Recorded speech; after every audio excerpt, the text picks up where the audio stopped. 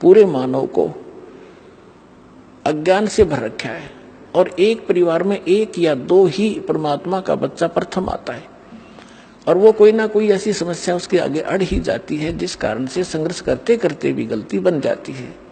तो फिर उसके लिए बताया जाता दोबारा उपदेश ले और आगे भगवान को याद करके और मर्यादाएं खंड नहीं करना, नहीं तो भक्ति नहीं चलेगी।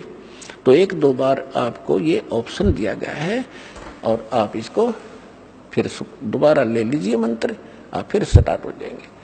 जैसे किसी का मंत्र खंड हो जाता है, दूर देश में बैठा है और उसका पर जहाँ फोन आता है, प्रार्थना होती है तो उसका मंत्र खंड भी होता है, तो भक्ति बंद नहीं करनी चाहिए उसने, क्योंकि उसने नोइंगली नहीं कर रखी।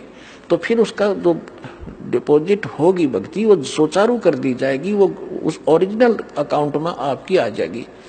जैसे बैंक में कई बार पैसे डाल दिए जाते हैं, कोई नंबर अकाउंट का गलत हो जाता है, बाकी एड्रेस सही है, तो फिर जाकर उसको शुद्ध करा लिया जाता है और मूल अकाउंट में आ जाता है फिर वो।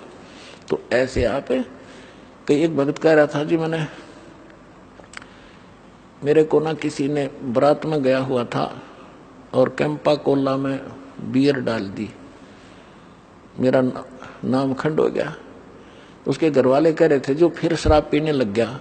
फिर वो आया, जब उससे पूछा भाई ऐसी गलती क्यों करी, कहने लगा जी मेरे साथ ऐसे ऐसे धोखा हो गया। फिर मैंने सोचा टूटता गया है पीले छक्के कोई बात हुई है मूर्ख आदमी। अब जैसे किसी के पैर पे गलती से कोई पत्थर गिर गया और उंगली का चोट लाएगी तो सारे टांग न तोड़ दे फिरते, टूटता गई है थोड़ी सी, है बिना अकल की बात तुम्हारी।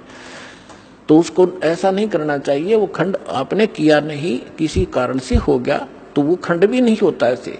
अगर किसी ने आपके साथ धोखा किया है तो आपका नाम खंडित नहीं हुआ। फिर भी शंका बनी है तो सुचारू करवा लीजिए, वो कोई दिक्कत नहीं।